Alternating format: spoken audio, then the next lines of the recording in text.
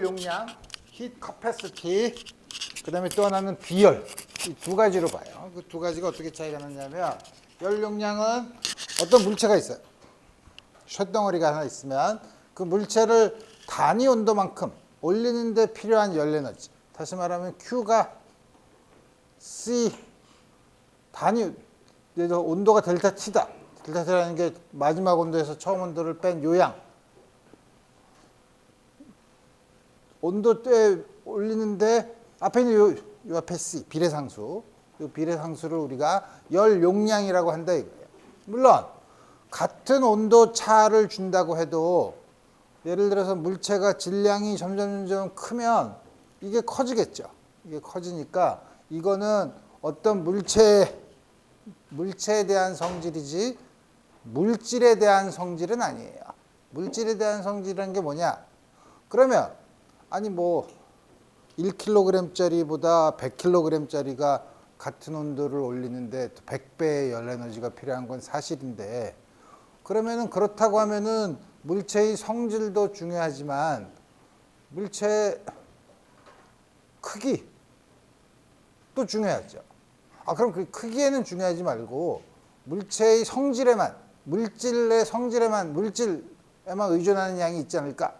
우리 그걸 보려면 그럼 단위 질량당 혹은 몰이라는 거는 저 숫자를 세는 단위인데 우리 여러분들이 뭐 한 꾸러미 연필 한 다스 이런 것처럼 뭐냐면 1몰이라는 거는 숫자예요. 그냥 6 곱하기 10의 23승계. 아보가드로 숫자를 몰이라고 해요. 그러니까 1몰이라고 합니다. 1몰의 어떤 물체를 단위 온도만큼 올리는 데 필요한 거. 그러니까 우리 여기서 보면 Q가 아까는 역시 똑같은데 뭐냐면 질량을 곱해. 그럼 요거는 앞에 작은 소문자 C. 그러면 요 C 곱하기 M이 요 대문자 C죠. 그러니까 대문자 C를 질량으로 나눈 게 바로 요 비열이 된다는 거죠. 그래서 비열은 specific heat라고 하는데 요 specific이라는 말이 물리적으로 무슨 뜻이냐면 단위 질량당 혹은 단위 몰당 단위 할 때 그 비열이라고 그래서 앞에 비라는 게 뭐냐면 아니라는 뜻이 아니라 한자로 쓰면 이게 한자로 써지나? 이게 한자로 못 쓰겠는데 오래 까먹어서 비율 할 때 다시 말하면 요 나눠 준다는 거죠. 그래서 두 가지를 우리가 쓰죠. 두 가지를 우리가 쓰는데 자, 그다음에 숨은 열 영어로는 latent heat라고 하는데 이게 뭐냐면 예를 들어서 얼음을 뜨거운 햇볕에다 놔뒀어. 그러면 얼음이 점점 온도가 올라가죠. 점점 온도가 올라가는데 0도가 됐어. 그럼 0도가 되면 막 녹기 시작해서 물로 변하죠. 물로 변하는 동안은 얼음과 물이 있는 동안은 계속 둘 다 0도로 있어요. 온도가 변하지 않아요.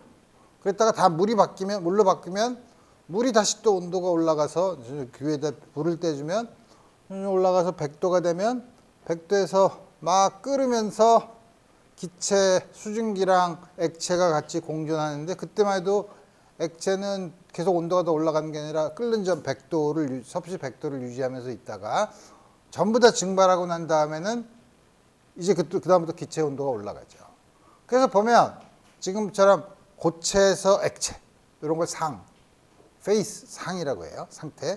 상태가 바뀔 때 고체에서 액체에서 기체로 될 때는 그때는 온도가 변하지 않으니까 열 용량이나 비열을 생각할 수 있냐? 그럴 수는 없지만 그 안에서 그 열을 더 가해줘야만 상태가 변한다 이거예요. 근데 우리가 이게 물리적으로는 우리 생각할 수 있죠. 물리적으로 어떻게 생각할 수 있냐면 얼음은 결정을 이루고 물이 결정을 이루고 있으니까 물이 이렇게 딱 결정을 이룬다는 거는 물 분자들 사이에 결합을 하고 있는데 열 에너지를 가해준다는 거는 자꾸 이걸 흔들어준다는 거죠. 분자들을 막 흔들어주는데 점점 흔들어주는데 이제 계속 흔들어주면 진동 에너지로 온도가 올라가다가 그 다음부터는 이 결합이 깨지는 거예요. 들어가는 에너지는 더 이상 이 흔드는데 기여하지 않고 이 결합을 깨는데 들어가죠. 그래서 결합을 깰 때 들어갈 때 필요한 에너지, 그걸 열로 주었을 때 그때 들어가는 열 에너지를 우리가 고체에서 액체로 되니까 액화열이라고 얘기하죠. 그 다음에 물이 예를 들어서 점점 올라가서 끓는 점이 되면 물은 또 어떻게 되냐? 물은 분자들이 이렇게 물론 제멋대로 움직이죠. 분자들이 제멋대로 움직이긴 하지만 분자들이 몇 개씩 이렇게 엉켜 있어요. 엉켜 있기 때문에 분자들을 이렇게 그래서 이제 액체로 돼 있고 그 분자들의 또 결합을 이렇게 깨주고 분자들의 결합을 깨주고 그게 기체가 되는 거죠. 확 떨어지는 거죠. 그래서 그게 뭐더라? 고체에서 액체로 되는 거는 사실 부피 변화가 그렇게 크지 않고 결합을 깨는 게 그렇게 에너지가 상대적으로 액체에서 기체로 될 때는 완전히 끊어서 서로 벗어나게 해줘야 되기 때문에 대개 액체에서 기체로 될 때 쓰는 우리가 기화열이라고 해요. 기화열이 고체에서 액체로 변할 때 들어가는 수문열보다는 훨씬 커요. 그래서 물인 경우에도 보면 물의 증발열, 이게 V라고 쓴 거는 기화가 영어로 수증기가 vapor니까 vaporization. 어려운 단어예요. 증발열 혹은 기화열이라고 하는데 그래서 LV를 쓰고 이건 당연히 프리징이겠죠. 그래서 LF라고 쓰는데 이게 539 칼로리 퍼 그램, 그램당 540 칼로리. 물론 요거는 1g을 물이 분자량이 H2O니까 8. 수소의 원자량이 얼마더라? 16인가? 16. 아니죠. 산소의 원자량이 16이죠. 그러니까 18. 18g이 1몰이니까 여기에다가 18로 나눠주고 칼로리를 이게 4.2주를 곱해주면 다음과 같은 양이 되고 요거를 몰을 다시 요거 킬로그램으로 바꿔주면 요거 뒤에 거는 뭐 앞에 거만 요건 좀 80 정도 되니까 좀 작죠. 다음과 같이 주어진다 이거예요. 그래서 여러분들이 전자레인지가 안에 들어가면은 금속은 넣지 말라 그러죠. 여러분들이 전자레인지에서 여러분들이 알아야 될 일반적 재미있는 물리 현상이 세 가지가 있는데 하나는 금속을 넣지 마라. 왜냐하면 전자레인지라는 게 그 안에 요 되게 크기가 이렇게 적당한데 이게 뭐냐면 이게 전부 다 여기가 겉이 도체예요. 도체에다가 전자기파를 만들어내. 그럼 도체면은 양쪽 끝이 마치 고정된 줄처럼 돼서 그 안에 뭐냐면 정지파동을 만들어요. 정지파동을 만드는데 정지파동 중에서 제일 작은 게 반파장. 반파장인 빛이 전자기파가 그 안에서 공명을 이루도록 만들어 놓은 거예요. 정지파가 만들어지도록. 그럼 이게 대략 30cm 정도, 30cm에서 30-40cm 정도 되죠. 그러니까 이게 반파장이야. 그러니까 대략 한 60에서 80cm 되는 파장이 있는 파동인데 그 파동을 우리가 뭐라고 부르냐면 파동을 분류할 때 마이크로웨이브라고 불러요. 그래서 우리가 그 전자레인지를 우리가 마이크로웨이브 오븐이라고 해요. 마이크로웨이브 오븐이니까 사실 정지파동이면 진폭이 제일 센 데가 에너지가 제일 크잖아요. 그러니까 되게 가운데가 제일 세요. 가운데가 세서 처음에 나왔을 때는 처음에 마이크로웨이브 오븐이 나왔을 때는 가운데는 뜨거운데 옆에다 놓으면 식어. 별로 데워지질 않아. 그래서 요새는 그래서 그걸 적당히 개발을 해서 정지파이긴 한데 끝에서 갑자기 커져서 가운데 진폭이 커지는 곳이 많은 곳으로 그렇게 만들어 놨죠. 그래서 그 정도 파동이면 진동수가 대략 어느 정도 되냐면 진동수 계산해 보면 되지. 그러니까 우리 한 50cm, 1m짜리 파장 1m짜리면 대략 반이니까 1m가 파장이면 진동수는 이거는 빛의 속도를 람다로 나누는데 빛의 속도가 3 곱하기 10에 얼마지? 10의 8승인가? 8승 미터 퍼 세컨드인가? 되게 이 정도 되죠. 그러니까 이게 대략 뭐 1m보다 좀 작으니까 대략 한 10의 9승 정도 돼요. 10의 9승 정도 되는 게 10의 9승이 기가잖아. 1기가헤르츠예요. 대략. 1기가헤르츠 어디서 많이 들어봤죠? 어디서 들어봤지? 여러분들이 휴대전화 쓰는 게 사용하는 휴대전화에서 쓰는 파의 진동수가 대략 1기가헤르츠예요. 그래서 우선 왜 그걸 쓰냐? 그럼 1기가헤르츠짜리 파동을 쓰면 물이 끓냐? 우선 금속을 넣으면 안 된다. 금속을 넣으면 당연히 그 안에 있는 금속 안에 있는 전자들이 전자기파가 전기장이 진동을 하는 거니까 점점 진동을 해서 에너지를 크게 만드니까 그 아주 불행한 일이 생길 수 있죠. 막 방전도 생기고 별짓 다 해요. 그러니까 금속은 넣지 마라. 그 다음에 여러분들이 기름을 그 안에다 넣어서 전자레인지 안에다 넣어서 기름을 끓일 수 있냐? 그건 아니에요. 전자레인지 안에서는 물이 습기가 있는 것만 가열을 시킬 수 있어요. 물이 있어야 돼. 물이 있어야지 가열을 시킬 수 있죠. 물이 있으면 왜 가열을 시키냐? 조금 아까 말한 것처럼 물이 액체 상태면은 물 분자가 이렇게 있는데 물 분자가 그냥 있지 않고 그게 물 분자가 또 뭐지? 이게 산소에 수소가 이렇게 붙어 있는 게 아니라 이렇게 붙어 있어가지고 극성이죠.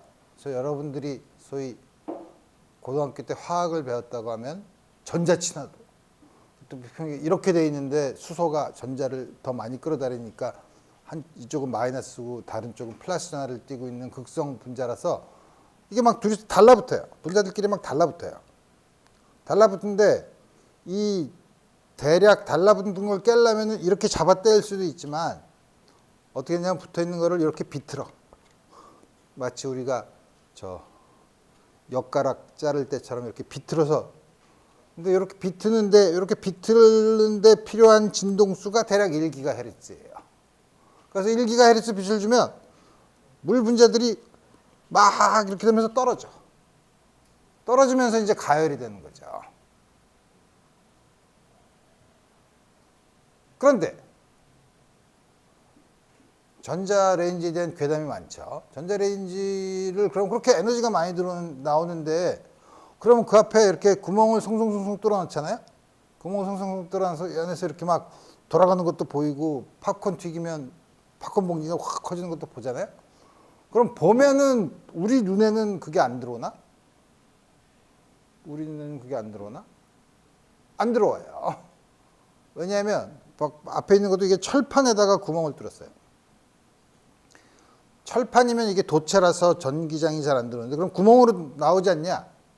아까 본 것처럼, 아까 얘기한 것처럼 마이크로웨이브의 파장은 대략 1m 정도 되고 요 안에 있는 조그만 구멍들, 우리가 그 안을 통해서 볼 수 있는 조그맣게 뚫어놓은 구멍은 뭐 한 1mm 정도도 안 되죠. 이렇게 작은 구멍으로는 거의 안 나와요. 거의 안 나오고 다시 돌아오기 때문에 우리 안전하게 볼 수 있다 이거예요. 그래서 사람들이 전자기파가 인체에 유해하다. 전자기파가 인체에 유해하다. 몇십 년 동안 내려오는 괴담이 많이 있죠. 그 괴담의 첫 번째는 송전탑. 송전탑이 이제 고압으로 이제 교류로 가니까 송전탑이 교류로 가면 그 주위에도 자기장도 생기고 그건 전자기파는 아니에요. 하여튼 그 생기는데 그 근처에 있는 마을 사람들의 백혈병이 발생하는 빈도가 딴 데보다 높더라. 그래서 역시 전자기파는 인체에 유해하다. 그래서 온 세상에 인체에 전자기파가 유해하다는 사실이 퍼졌어. 근데 그러고 나서 한 20, 30년이 지난 다음에 그 연구한 결과를 다시 봤더니 통계치를 잘못했어요. 그래서 다른 마을이랑 별 차이가 안 나.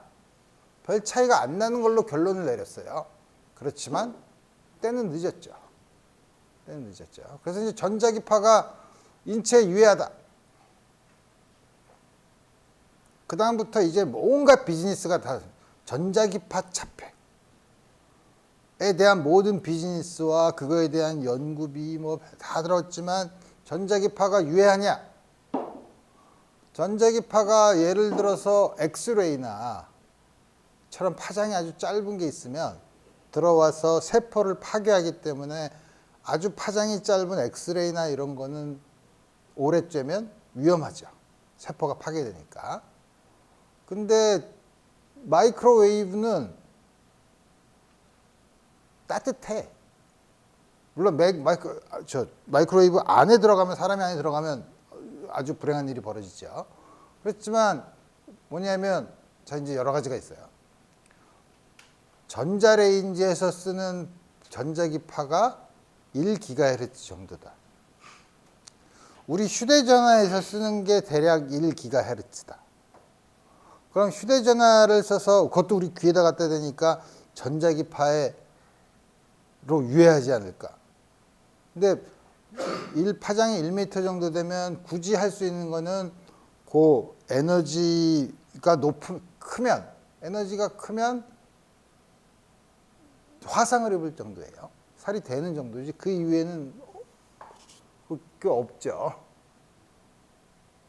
그런데 그 전자기파, 그래서 이제 사람들이 누구 전자기파가 유해하다 그러면, 휴대전화에서 나오는 전자기파가 유해하다 그러면, 휴대전화에서 나오는 전자기파가 유해하냐, 휴대전화를 보면서 가다가 딴 사람이랑 부딪혀서 다치는 게 더 유해하냐. 후자가 더 위험이 더 많죠. 그렇게 생각하는데 다른 사람들 어떻게 생각하는지 모르겠어요. 어쨌든 자, 그래서 다음과 같은 물이 상태가 변할 때 결합되어 있는 걸 깨는 데 필요한 에너지가 되는데, 그때는 온도가 오르지 않고 결합을 떼는 데만 쓰는데, 그때 그거를 수문열이라고 한다. 그래서 예를 들어 보면 질량이 720g인데 720g인 섭씨 영하 10도의 얼음을 섭씨 15도까지 올리는데 필요한 열은 물론 섭씨 15도면 물이 되겠죠. 그러면 이 단계는 3단계야. 얼음을 일단 덮여. 어디까지? 어는 점까지. 혹은 녹는 점까지. 그 다음에 녹는 점에서 섭씨 0도의 얼음을 섭씨 0도의 물로 전부 다 바꾸는 데 뜨는 수문열. 그 다음에 이제는 물이니까 섭씨 0도의 물을 섭씨 15도까지 올리는 데 필요한 열. 우리 이걸 계산하면 되죠. 그래서 처음에 얼음 데우기. 얼음의 비열은 다르니까 얼음의 비열을 sea ice, 얼음의 질량. 이게 처음에 영하 10도니까 마이너스니까 이게 10 계산을 하면 이 정도 나오고. 그다음에 얼음 녹이기. 72g, 720g짜리를 요 79점 곱해서 요만큼. 그 다음에 0도씨의 물을 올리는데 물의 비열은 대략 1인데 비열 이렇게 곱해서 요거. 그리고 3개를 더 해야 된다는 거죠. 또 반면에 이제 여러분들이 많이 하는 거. 요새는 대부분이 집에서 나올 때 몸을 씻을 때 샤워를 하지만 옛날에 욕조에 물 받을 때도 있죠. 욕조에 물 받을 때 되게 어떻게 하죠? 난 뜨겁게 목욕하고 싶어. 뜨거운 물 확 받아. 뜨거워. 하면 어떻게 하죠? 찬물 섞죠. 얼만큼 섞어야 내가 원하는 온도를 만들 수 있을까 하는 문제예요. 그래서 우리가 뭐냐면 구리가 75g, 섭씨 312도 인 구리 덩어리를 섭씨 12도인 물 220g짜리. 물론 요거는 비커에 담겨 있으니까 비커의 질량은 모르지만 비커의 열 용량, 이건 뭐죠? 우리 연령, 여기 다음과 같이 주어진 비커에 들어있다 이거예요. 그럼 물을 비커에 담았으면 비커도 온도가 12도겠죠? 두 개가 닿아서 오랫동안 같이 있으면. 그러면 이걸 다 넣은 다음에 바깥으로 열이 손실이 없고 그 안에서만 열 교환이 있다고 했을 때, 이게 섞었을 때 최종 온도는 최종 온도는 그러면 이게 온도가 높으니까 구리는 열을 잃어버리고 물과 비커는 열을 얻을 텐데 바깥으로 나가거나 들어온 게 없다면 구리가 잃은 열이 물과 비커가 얻은 열이라고 관계를 맺으면 되죠. 그래서 나중 온도를 TF, 그 다음에 물과 비커의 처음 온도를 TI, 구리의 온도를 T라고 하면 첫 번째, 물이 받은 열 에너지, 물의 비열, 물의 질량, 온도차. 아직 TF는 모르죠. TI는 알고. 그 다음에 비커가 받은 에너지, 비커의 연용량, 앞에 요건 비열이고 요건 연용량이니까 여기다 그냥 온도차. 그것도 역시 TI죠, 처음 온도가. 그 다음에 구리, 카퍼가 잃은 열 에너지, 구리의 비열, 구리의 질량, 마지막 온도. 다음과 같이 되죠. 그래서 보면은 요거는 양수고 요거는 음수겠죠. 그죠? 왜냐면 TF가 더 작을 테니까. 이게 세 개를 다 더하면 0이야. 세 개를 다 더하면 0인데 그래서 요 중에서 TF에 관해서 푸는 거니까 TF가 있으니까 그 세 개 더한 거 나머지는 다 마이너스 부호가 있고 다 오른쪽으로 넘기면 CWM2TI 이거 W인데 CWMWTI CBTI 그 다음에 CCMCT를 요거 앞에 이걸로 나눠주면 우리 온도를 최종 온도를 구할 수 있다. 그러니까 여러분들이 자 그래서 이제 지난번에 다음과 같은 연력학 과정을 볼 때 우리가 항상 우리가 관심 있는 시스템 그 다음에 그걸 주위를 둘러싸고 있는 주위 환경 우리 이렇게 해서 생각한다 그랬죠. 그래서 그렇게 하면 이제 너무 막연하니까 우리가 앞으로 모든 연력학적인 과정 앞으로 연력학적인 과정을 볼 텐데 연력학적인 과정은 시스템을 다음과 같이 정할 거예요. 어떻게 정하냐? 단열된 원통이 있어요. 단열된 원통이 있어요. 이 뚜껑도 닫은 건데 이렇게 그러면은 여기서 이쪽으로는 열 교환이 없어요. 그죠? 그리고 여기다가 기체를 집어넣고 뚜껑으로 막았어. 그리고 요게 요 안에 있는 기체가 우리의 시스템이에요. 기체가 우리에 있는 시스템이고 요 안에 압력을 변화시키려면 여기다가 위에다가 그릇에다가 납축을 달아서 압력을 높이려면 여기다가 구슬을 자꾸 더 넣어주면 압력이 늘어나고 이렇게 이걸 빼주면 압력이 줄어들죠. 압력은 이걸로 조절해요. 그 다음에 그러면 주위 환경과 열교환이 전혀 없는데 그러면 이게 자체로 닫힌 개냐? 그게 아니라 주위 환경이랑 열 에너지를 교환하고 싶은데 주위 환경이랑 열 에너지를 교환하고 싶은 건 이 밑에는 여기가 단열판이 아니고 여기는 그냥 보통 단열이 되지 않는 판이어서 이 밑에는 우리가 뭐 히터를 넣든 뭘 하든 간에 여기서 여기 이렇게 손잡이가 있어서 온도를 이렇게 조절할 수 있는 온도를 조절해서 예를 들어서 어떤 온도를 딱 놔두면 우리 이걸 붙여놨으니까 오랜 시간이 지나면 이 기체의 온도가 여기 온도랑 같겠죠. 그런 다음에 이거를 온도를 높이면 처음에는 그럼 열 에너지가 막 들어가니까 조금 오랜 시간이 지나면 이것도 높인 온도로 되죠. 그래서 우리 주위 환경이랑 개가 있으면 우리 주위 환경을 요걸로 보겠다 이거예요. 그래서 우리 열은 여기서 외부에서 무한정으로 넣거나 뺄 수 있다고 생각하고 그래서 우리 요거를 서멀 레저버 열원이라고 해요. 그래서 우리 여기가 그러니까 주위 환경인 셈이죠. 여기들 만약에 단열판으로 이렇게 끼워 넣으면 이 상태는 닫혀 있는 고립계가 되죠. 그래서 우리 앞으로 요런 개를 생각하겠다. 요런 개에서 요 개를 기술할 수 있는 변수가 물리적인 양이 뭐냐? 물리적인 양은 압력, P. 이걸로 주어지는 거. 그 다음에 요 기체의 부피. 그 다음에 온도 T. 그 다음에 N은 분자의 개수예요. 이 안에 분자가 몇 개 있냐? 몇 몰이 있냐? 이런 게 이제 연력학적 변수고, 그 다음에 우리가 연력학적 과정이라는 건 뭐냐면 여기다가 위에다가 납출을 온도는 일정하게 놓고 납출을 계속 넣으면 압력이 점점 커져서 이렇게 압축이 되죠. 압축이 되고 또 빼면 올라가고, 압력이나 부피가 변하는 과정 혹은 온도를 넣어서 열 에너지가 들어왔다가 나가는 과정, 또 이걸 빼면 이렇게 올라가죠. 올라가면은 비록 이 분자들 자체는 제멋대로 운동을 하지만 그게 피스톤을 밀어 올려서 이만큼 올리면 역학적으로 일을 하죠. 그러니까 우리 여기 있는 압력, 온도 이런 것들을 적당히 조절하면 이 시스템에서 뭐냐면 일도 할 수 있고, 요 안에 있는 내부 에너지도 변화시킬 수 있고, 온도가 변하면 에너지가 변하는 거고, 그 다음에 그동안 흡수된 열 에너지가 어떻게 되느냐 하는 게 연력학적 과정이에요. 그 연력학적인 과정을 요 변수들로 우리가 이제 앞으로 기술하고 싶다 이거예요.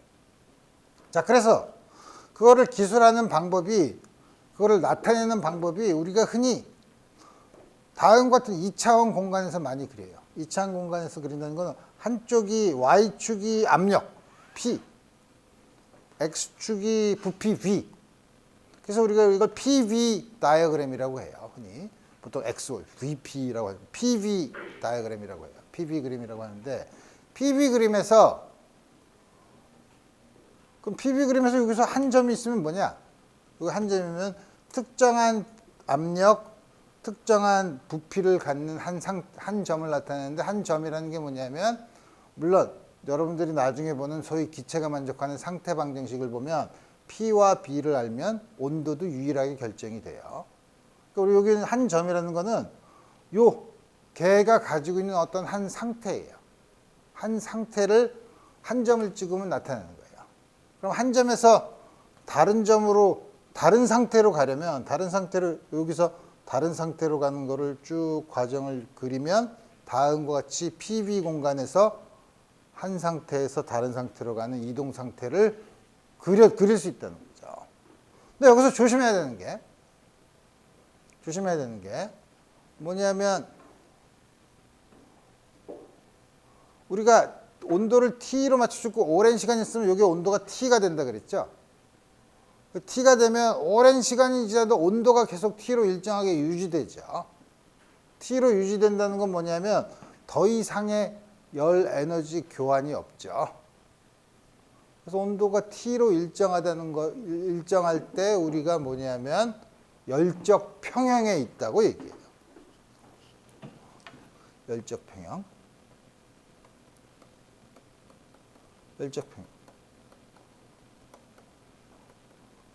영어로는 thermal equilibrium이라고 해요. 이때 이 열적 평형은 온도 T가 주어지는 거죠.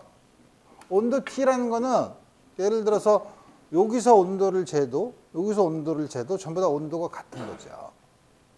그러면 이 온도를 갑자기 확 올리면 어떻게 되냐? 열 에너지가 들어오죠.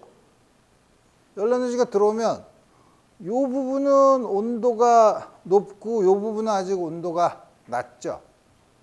그러면 이 개 온도가 얼마냐? 그럼 온도를 정의할 수 없어요. 그죠?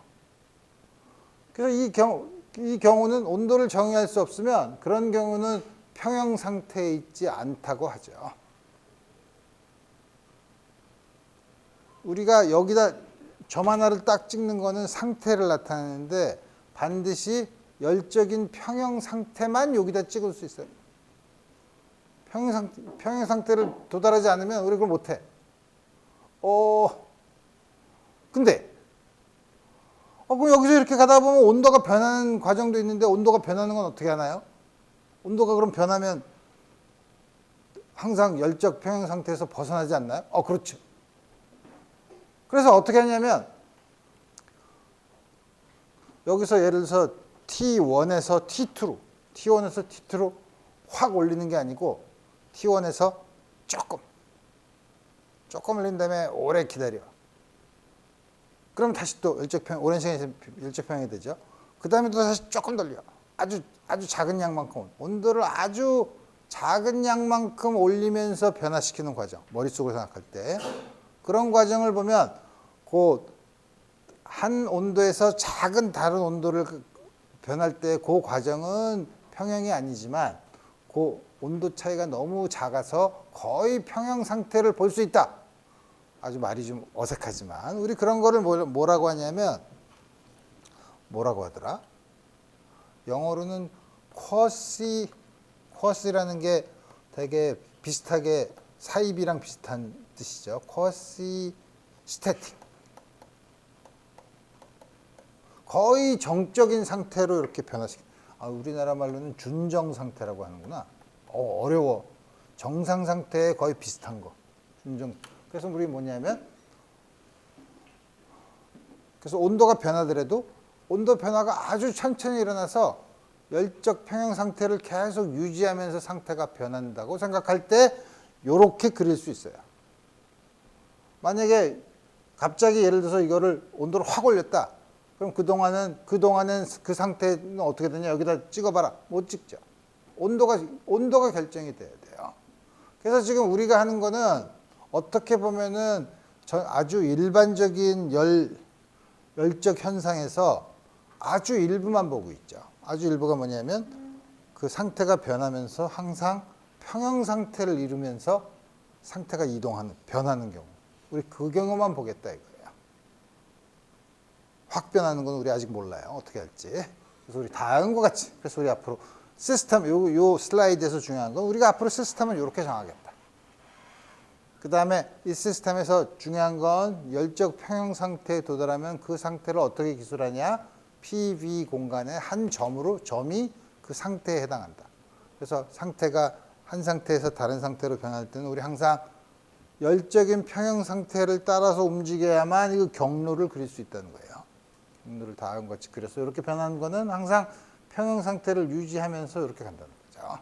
다음과 같은 것을 이제 머릿속에다 생각하고 우리 이제 여러 가지 열적인 과정을 생각해 봅시다. 그래서 예를 들면 PV 공간, 이게 프레셔, PV. 그래서 처음 상태가 I. 그래서 마지막 상태가 F로 이렇게 내려온다고 쳐봅시다. 근데 이렇게 내려올 수도 있고 이렇게 내려올 수도 있고 이렇게 내려올 수 있는 과정은 방법은 굉장히 여러 가지가 있죠. 사실 무한히 많이 있죠. 근데 그럼 이렇게 내려온다는 거는 부피가 여기서부터 이렇게 늘어난 거 아니에요?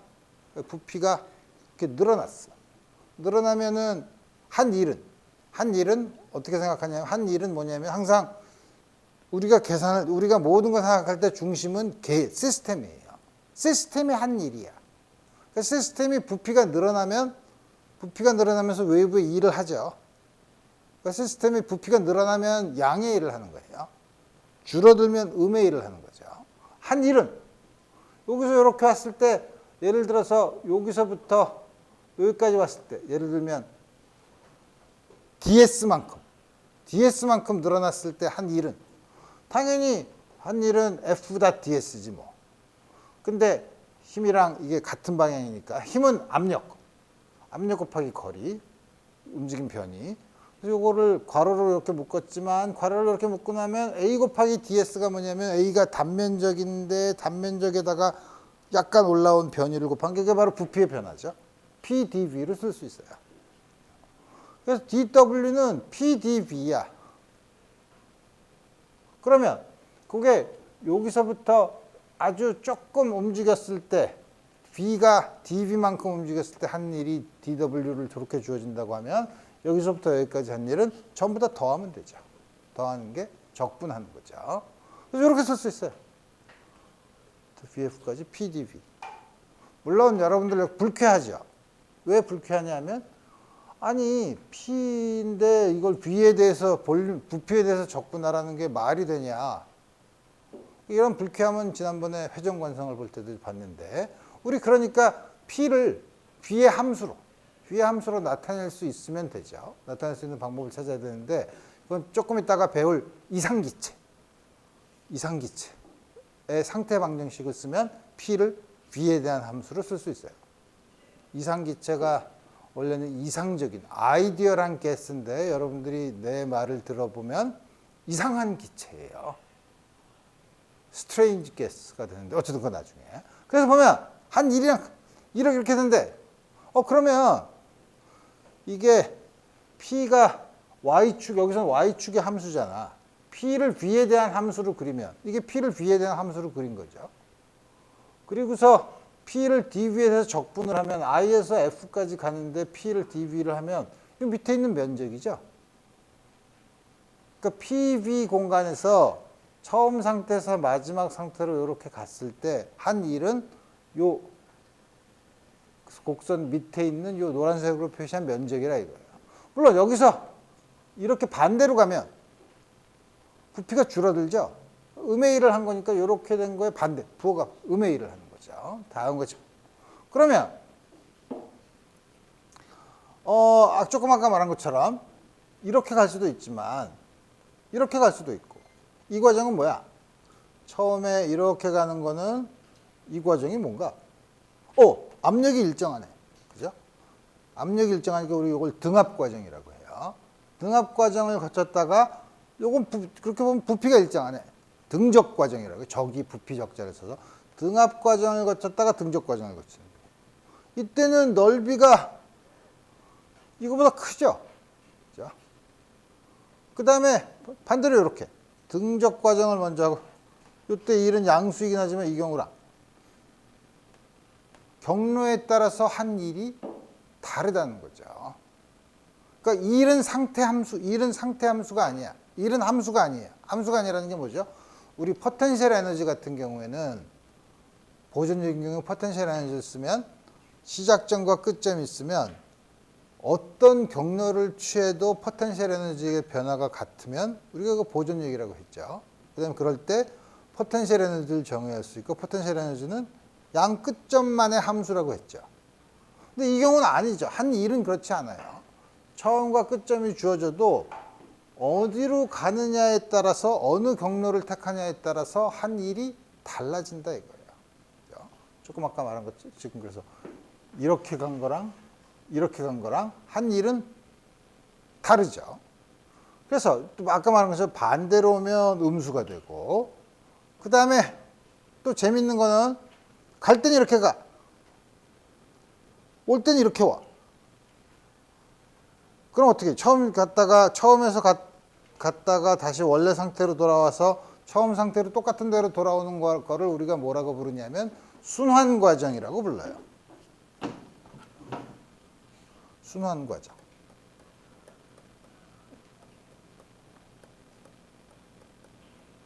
사실 영어로는 cyclic process. 사이클을 이룬다고 해서 cyclic process. 그래서 이 경우는 지금 여기 그림에 나타난 대로 갈 때는 이렇게 갔다가 그럼 갈 때까지 한 일이 뭐죠? 이 커브 밑에 있는 면적만큼의 일을 한 거죠. 올 때는 이렇게 그럼 요 밑에 있는 면적만큼 일의 음수를 취한 거죠. 갔다가 오면 어떻게 되죠? 요 안에 있는 면적만큼 알짜 2를 한 거죠. 그죠? 그래서 나중에 여러분들이 열기관, 엔진 같은 걸 볼 때는 이 짓을 계속 반복해서 바깥으로 계속 역학적인 일을 끄집어내는 걸 우리가 엔진이라고 해요. 거꾸로 하면 알짜 1이 음의 1이죠. 음의 1을 하죠. 한 번 돌 때마다. 엔진을 거꾸로 돌리면 사실 냉장고가 돼요. 우리 그거에 대해서는 우리 좀 나중에 봅시다. 우리 지금 중요한 거는 한 일은 한 상태에서 다른 상태로 갔을 때 한 일은 경로에 의존하고 그 다음에 PV 공간에서 그려보면 우리 그 겪는 과정을 가는데 그 밑에 있는 곡선의 면적에 해당한다. 또 중요한 건 여기서 이렇게 곡선을 이렇게 그릴 수 있다. 여기서 이렇게 요 경로를 따라서 움직일 수 있다는 거는 요 모든 점점이 각각 평형 상태라는 거죠. 평형 상태인데 온도가 다를 수도 있어요. 그렇지만 계속 어떤 온도에 대해서 평형 상태라는 거는 다른 말로 하면 온도를 정의할 수 있는 거예요. 온도를 정할 수 있으면 이게 평형 상태예요. 그래서 우리 연력학 0법칙, 드디어 연력학 1법칙. 이렇게 법칙이 많아. 법칙이 많은데 사실 말이 연력학에서는 제1법칙이라고 하지만 사실은 에너지 보존 법칙이에요. 에너지 보존 법칙을 연력학에서는 1법칙이라고 하는데 개의 내부 에너지는 개에 도달할 때 교환한 열과 일의 차이에만 의존하고 경로에 무관하다. 경로에 무관하다네. 개의 내부 에너지가 뭐예요? 우리가 연력학이니까 구성 물질이 분자라는 것을 생각하지 않지만 분자라는 걸 도입해서 우리 생각해 보면 개의 내부 에너지는 각 분자들의 운동 에너지 합이에요. 분자들의 운동 에너지 합인데 나중에 우리 기체 분자 운동론에서 보겠지만 그게 온도에 비례해요. 기체 분자 운동 에너지의 평균이 온도에 비례해요. 그러니까 온도라는 게 내부 에너지 혹은 분자의 운동 에너지의 평균을 나타내는 게 바로 내부 에너지예요. 그러니까 내부 에너지는 개에 도달할 때 교환한 열과 경로에 무관하다. 온도만 같으면 되니까. 다시 말하면 막 별짓을 해서 다시 원래 상태로 돌아오면 원래 상태는 PB 공간에서 한 점을 주어주면 P와 B가 주어지면 T가 유일하게 결정이 되니까 그러면 T만 같으면 내부 에너지는 항상 같은 거죠. 그래서 내부 에너지의 변화, 인터널 내부 에너지는 변화는 마지막에서 처음 걸 뺀 거, 변화는 당연히 이제 에너지 보존을 쓰면 열이 막 들어왔다 나갔다 해. 개가 있어. 열이 들어왔어. 근데 일도 해. 그러면 들어온 열 중에 일부는 역학적인 일을 하고 남은 게 내부 에너지를 증가시키겠죠.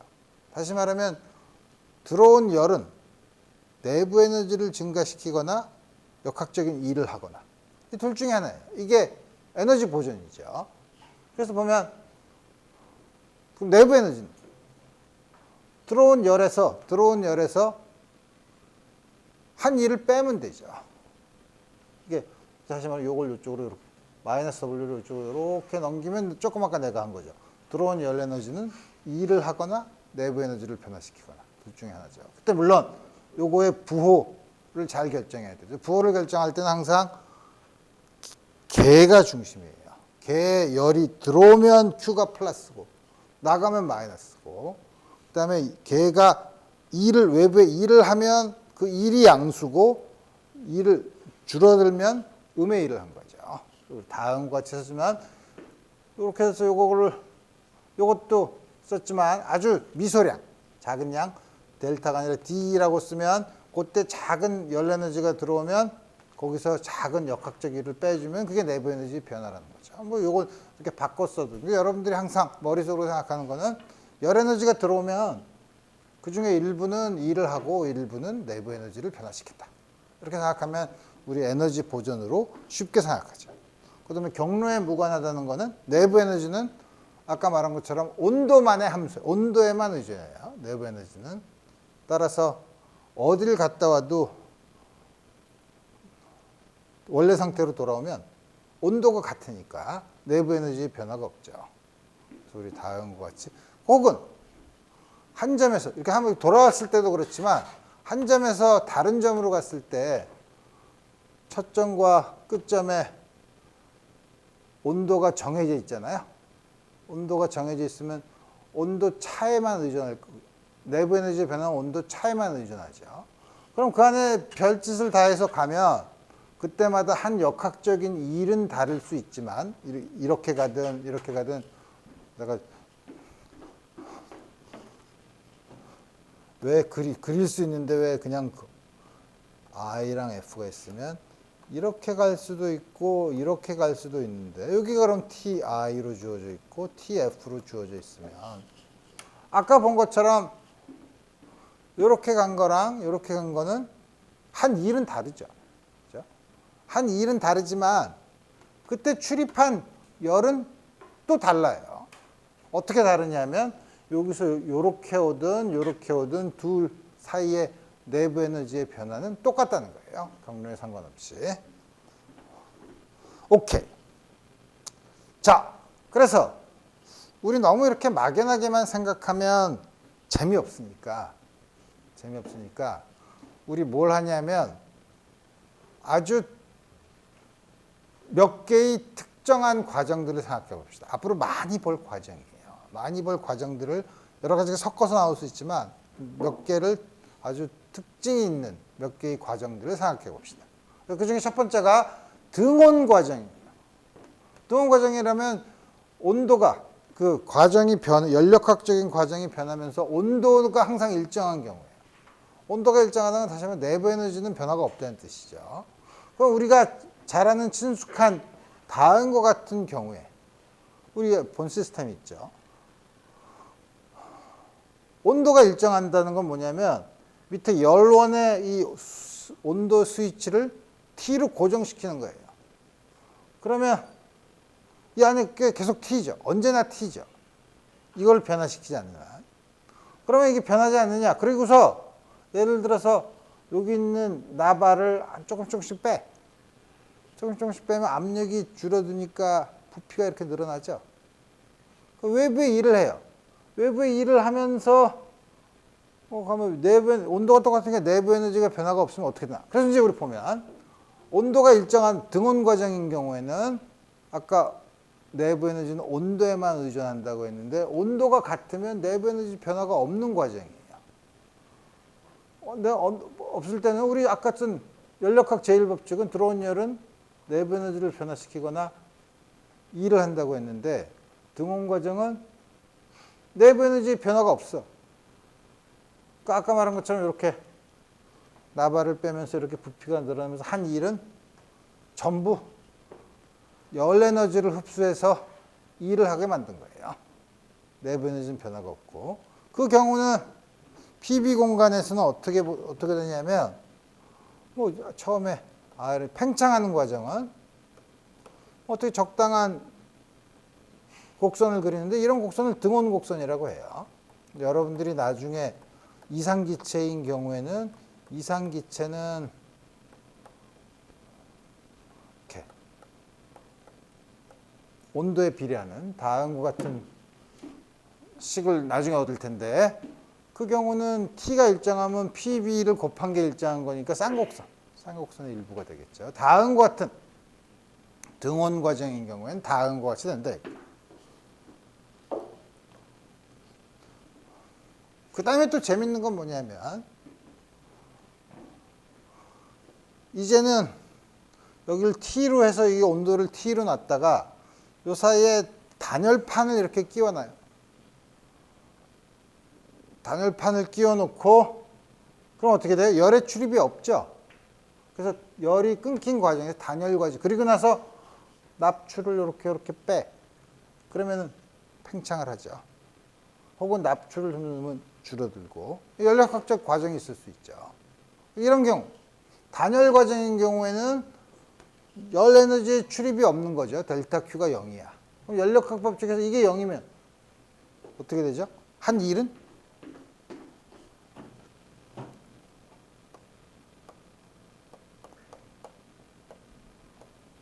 마이너스 델타 E가 되죠.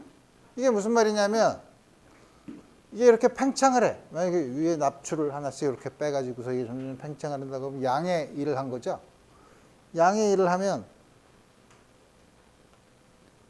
마이너스가 있으니까 내부 에너지가 줄어들어야 돼요. 내부 에너지가 줄어든다는 게 무슨 말이에요? 온도가 떨어져요. 반대로 납출을 이렇게 집어넣으면 압축이 되면 음의 일을 하니까 내부 에너지가 증가해야 되니까 온도가 올라가죠. 그래서 여기서도 그리면 우리 나중에 이상기체인 경우에도 보겠지만 적당한 다음 아까 등온 곡선이랑은 다른 단열 곡선을 따라서 움직이게 되죠. 근데 여러분들 얘가 뭐냐면 모기약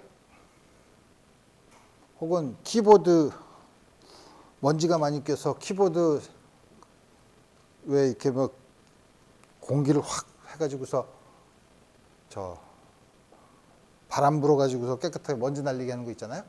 그거 쫙 누르면 점점 이렇게 손을 대보면 점점 차가워지죠. 그 안에 있는 게 순간적으로 단열 팽창을 해서 그렇죠. 그래서 우리 그런 걸 우리 볼 수 있고 두 가지를 지금 다 등원 과정과 단열 과정. 이번엔 등적 과정이야. 적이라는 게 부피가 일정한 과정이에요. 부피가 일정한 건 어떻게 해? 여기다가 핀을 꽉 꼽아놔요. 핀을 꽉 꼽아놓으면 부피가 변하지 않죠. 부피가 변하지 않고 요 온도를 올리면 열 에너지에 출입이 있게 만들 수 있죠. 이런 걸 등적 과정인데 등적 과정인 경우에는 어떻게 되나?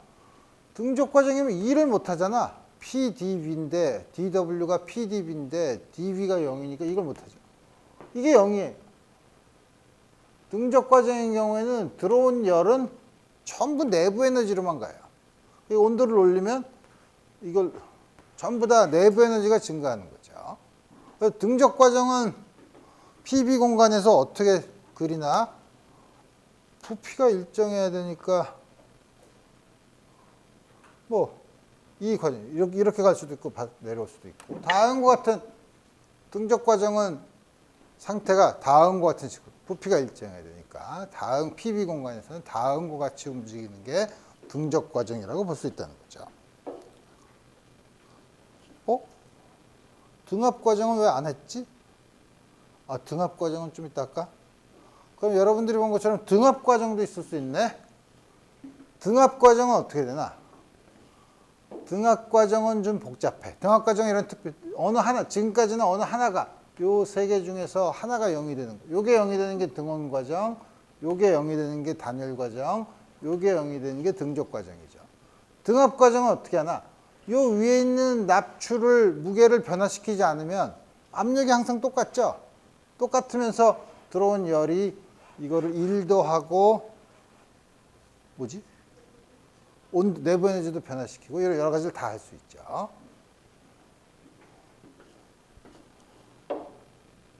그 다음에 순환 과정. 아까 본 것처럼 여기 상태에서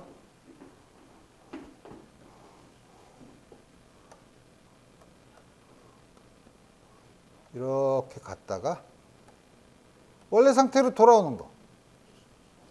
별짓을 다 하든 다시 원래 상태로 돌아오는 과정을 순환 과정이라고 해요. 이렇게 돌아오면 요 밑에 있는 요 사이의 면적이 R자 1이죠. 네트워크를 한 거죠.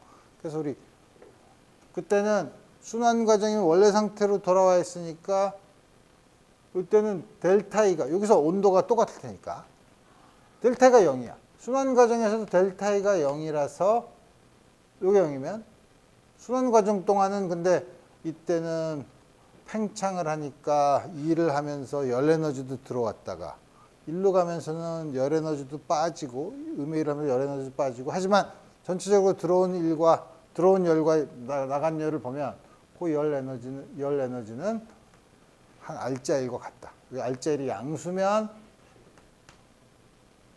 열의 출입 중에서 R자 열, 넷 히트는 양수라는 거죠. 반대로 하면 음수고 다음과 같이 주어진다. 그 다음에 자유팽창.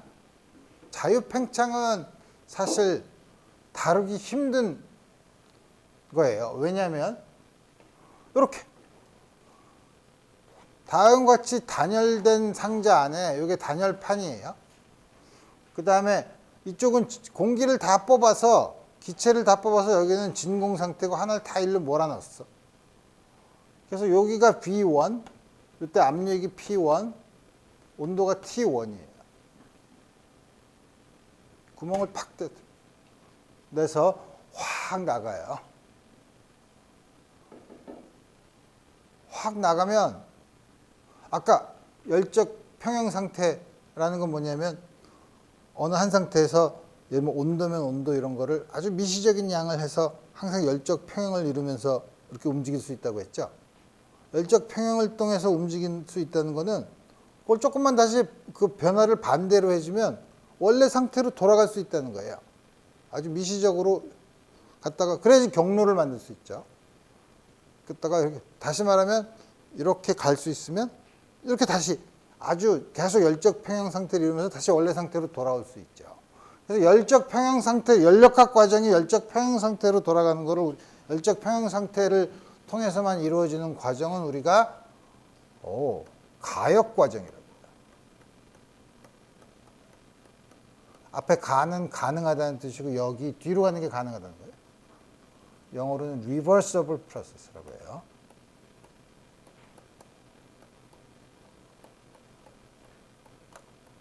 근데 이런 자유팽창은 구멍 뻥 뚫면 확 나오죠. 그러니까 이게 미시적으로 변하는 양이 아니에요. 갑자기 될 뿐더러 이거를 가역 반응으로 천천히 이거를 구멍을 점점 줄이거나 뭐 이런다고 해서 이게 천천히 다시 돌아와서 여기로 이렇게 만들 수가 없죠. 그죠? 그래서 이런 과정을 우리가 가역 과정이 아니니까 비과역 과정이라고 하죠. 그러니까 자유팽창은 여러분들이 여러 가지 중에서 이건 앞에 리버서블의 반대는 이리버서블이니까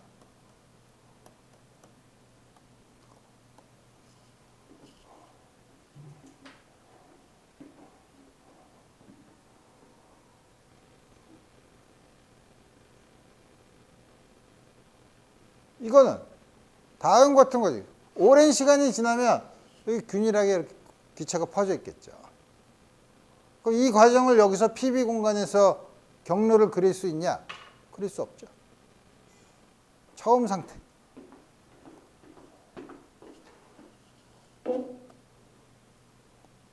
마지막 상태는 오랜 시간이 지나면 마지막 상태는 열적 평형 상태에 있을 수 있지만 이 중간을 잇는 경로가 있냐? 못 그린다는 거죠. 왜냐하면 평형 상태로 가는 게 아니니까 못 그려요. 그렇죠? 그렇지만 다음 것 이게 만약에 전부 다 단열판으로 이루어져 있다면 요 중간적인 이 경로를 따라서 그러니까 한 일이 있냐? 한 일 없죠. 뭐 움직인 게 하나도 없잖아. 일이라는 건 거시적으로 판이 움직여야 돼요. 한 일이 전혀 없죠. 그러니까 바깥으로 들어온 여기서 전부 다 단열판으로 만들었으니까 출입한 열 에너지 없어. 한 일도 없어. 그럼 이게 연력학 제1법칙에 의하면 열 에너지의 변화도 0, 한 일도 0. 따라서 내부 에너지 변화가 없다는 거죠. 내부 에너지 변화가 없다는 게 무슨 말이죠? 온도가 안 변한다는 얘기죠. 근데 온도는 여기서 온도를 정의할 수 없죠. 평형 상태가 아니고 가니까. 그때 온도라는 건 뭐냐면 제일 처음 상태 온도. 그다음에 오랜 시간이 지난 다음에 요 상태를 보면 두 상태는 온도가 같을 거라는 거죠. 연력학 제1법칙은 에너지 보존 법칙이니까. 연력학 제1법칙은 평형 상태로 가든 가역 과정을 거치든 비가역 과정을 거치든 에너지 보존 법칙이니까 성립하지만 우리가 실제적으로 이렇게 경로를 따라가면서 하는 거는 우리가 전혀 PB 공간에서 생각을 할 수 없다는 거죠. 그러니까 아주 어려운 과정이에요.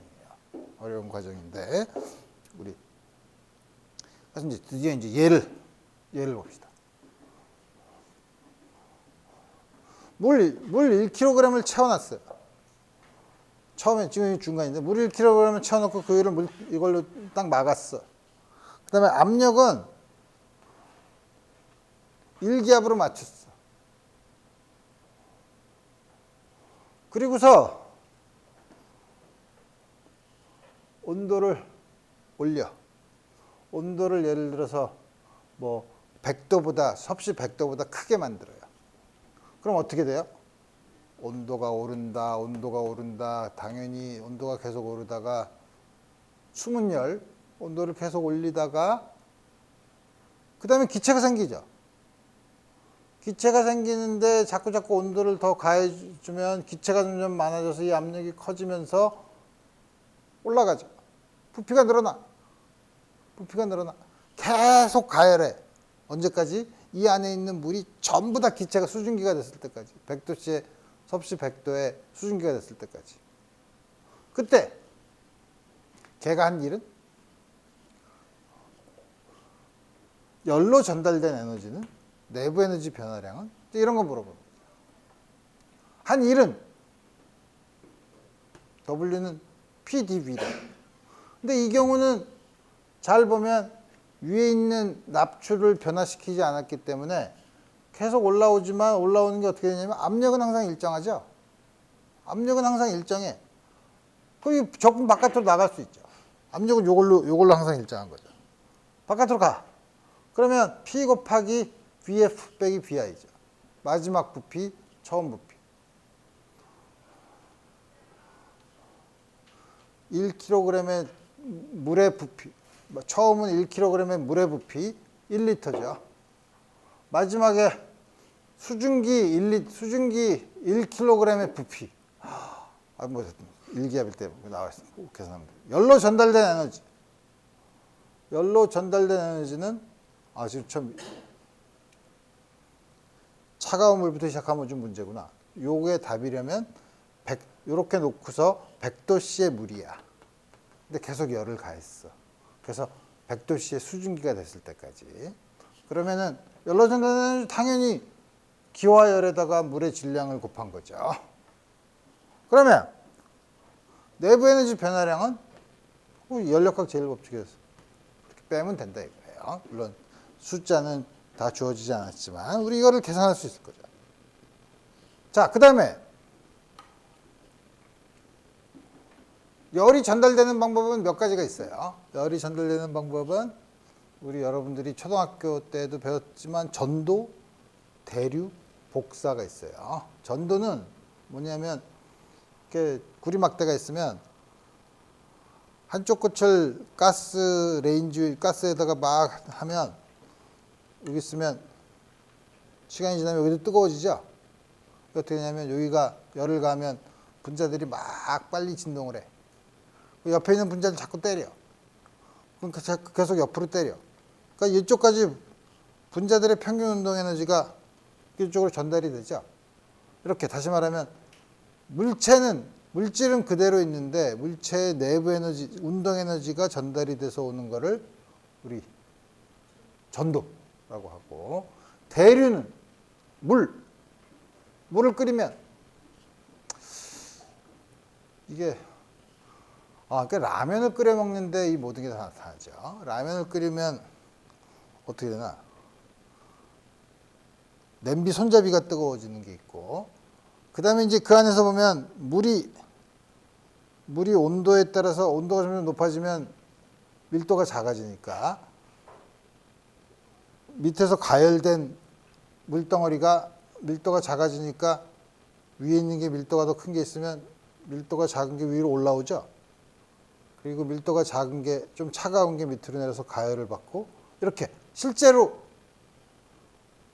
열 에너지를 가진 물체가 실제로 이동하면서 열이 전달되는 경우가 있고, 또 하나는 여러분들이 햇빛 같은 걸 쬐는 것처럼 전자기파 같이 이렇게 직접 난로를 쬐면 직접 이렇게 전달되는 거. 물론 공기가 있다고 생각할 수 있지만 공기가 없어도 직접 이렇게 열 에너지 복사, 이렇게 전달되는 복사가 있는데, 열 전달을 보기 위해서 한쪽은 뜨거운 온도의 열원, 다시 말하면 여기는 TH라는 높은 온도로 계속 유지하고, 여기는 낮은 온도의 열원, TC, 낮은 온도. 그럼 그 사이에 단면적이 A, 길이가 L인 곳을 이렇게 판을 끼워놨다고 하자 이거예요. 그럼 여기서 열이 전달되겠죠. 이게 만약에 열원이 아니라 고정된 열 에너지를 가지고 있으면 온도가 좀 떨어지겠죠. 그렇지 않고 이걸 계속 그럼에도 불구하고 계속 열을 공급하고 이쪽 열을 빼서 TH랑 TC를 유지한 다음에 이렇게 놔두면 어떻게 되나? 오랜 시간이 지나면 일정한 비율로 열 에너지가 전달될 거 아니에요? 그 열 에너지가 전달되는 비율, 단위 시간당 전달되는 열 에너지. 우리 그거를 어떻게 했냐면 단위 시간당 전달되는 열 에너지니까 에너지를 시간으로 나눈 거니까 일률의 단위를 가지고 있죠. 일률은 그 시간 t 동안에 전달되는 열 에너지. 그거는 쉽게 온도차가 크면 클수록 더 많이 흘러갈 테고, 그 다음에 요 면적이 크면 클수록, 닿고 있는 면적이 크면 클수록 더 많이 지나갈 테고, 이 길이가 길면 길수록 잘 안 흘러가겠죠. 그래서 면적에 비례하고 온도차에 비례하고 길이에 반비례해요. 비례상수를 K라고 해서 열전도도라고 하죠. 뉴턴이 만들었어요. 아주 쉽죠. 아주 직관적으로 다가오는 거죠. 그래서 우리 여기 나타나는 요양 K를 L, 요거의 역수, K를 L로 나누는 요거의 역수를 열저항이라고 불러요. 자, 그러면 아주 간단하네. 간단하지만 여러분들한테 두 개를 붙이면 하나는 열전도율이 K1, 길이가 L1, 하나는 열전도율이 K2, L2인 걸 붙이면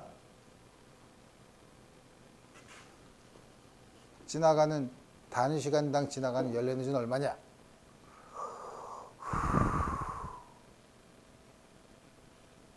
라고 고민하지 말고 이제 봐야죠. 이게 두 개인데 복잡하니까 우리 어떻게 하냐면 처음에 그러면은 K2만으로 여기랑 여기 사이에서 흐르는 열 에너지 단위 시간당, 그 다음에 여기랑 여기서 사이에서 흐르는 열 에너지, 그럼 같아야죠. 안 같으면 점점 뜨거워지잖아, 현계면이. 그렇죠? 뜨거워지거나 차가워지죠. 근데 그렇지 않죠. 그러니까 이렇게 있을 경우는 여기랑 요 사이에서의 열전도가 되는 거, 여기랑 요 사이에서 열전도가 되는 거를 봐야 되는데, 하면서 근데 열전도를 보려면 양쪽 끝에 온도를 알아야 되는데 여기서 양쪽 끝에 온도를, 그럼 여기에 온도를 아나? 모르잖아. 모르면 그냥 모르는 걸로 놔. 우리가 도입을 하면 되죠. TX. TX라고 놓으면 물론 TH와 TC의 중간에 있겠죠. 그러면 여기까지 지나가는 일률, 단위 시간당 전달 에너지, 당연히 L2분의 K2 단면적 A TH-TX. 여기서 여기로 가는 거 L1분의 K1A TX-TC. TX에 대한 1차식이죠. TX에 대해서 1차식을 풀면 풀 수 있죠. 그렇게 해서 풀면 요 값을 여기다 집어넣으면, TX 여기다 집어넣으면 풀 수 있죠. 그래서 풀면, 계산을 좀 복잡하게 해야 되지만, 여러분들이 계산을 해야 되겠지만, 요렇게 쓸 수 있어요.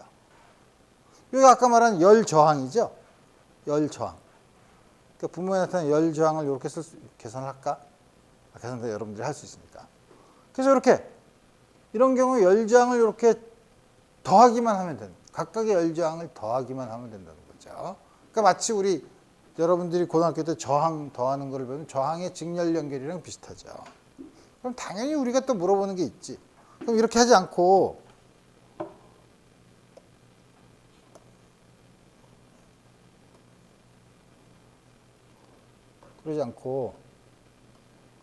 K1 여기가 A1이야, 단면적이. K2 A2야, 전체 단면적이 A야.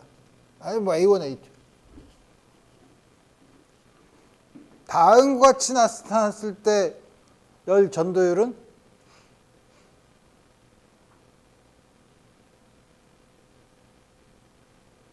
헷갈리죠. 어떻게 해야 되나? 이런 경우도 이제 이런 경우도 이걸 계속 구하라 그러면 이건 어떻게 해야 되는 거야? 이거는 여기로 지나가는 거랑 여기로 지나가는 거랑 같을 필요가 있나? 같을 필요는 없죠. 이건 어떻게 해야 되는 거야? 이 경우는 그냥 더하면, 일로 가는 열은 더하는 거니까 이건 쉬운 거니까 뭐 생각할 필요도 없죠. 이거 아주 쉽죠. 여기로 가는 단위 시간당 열 에너지, 여기로 가는 단위 시간당 열 에너지를 더하면 되는 거죠. 괜히 했네. 대류 복사 이거는 뭐 그렇고. 자, 그래서 이제 뭐냐면 우리 이번 시간에 배웠던 거는 시스템을 우리가 앞으로 어떤 시스템을 생각할 거냐. 그 다음에 그 시스템에서 여러 연력학적인 과정을 거칠 때 PV 공간에서 어떤 상태의 변화를 우리가 볼 수 있을 거냐. 그때 연력학 제1법칙. 들어온 열은 내부 에너지를 증가시키거나 역학적인 일을 한다. 연력학적인 제1법칙을 써서 그 중에 특히 몇 개의 특징적인 과정에 대해서 그 특징을 살펴봤죠. 근데 그것만 가지고 여러분들이 저 문제를 푸는 데는 적합하지 않기 때문에 우리 지금 시간이 다 됐으니까 다음 시간부터는 아주 여러 가지 과정에서 여러 가지 연력학적인 질문을 할 거예요. 그래서 여러분들이 지금 그 연력학 제1법칙만으로 어떤 문제를 풀어볼 수 있는지 다음 시간에 다양한 예제를 통해서 여러분들랑 같이 생각해 보도록 합시다. 오늘 여기까지 하겠어요.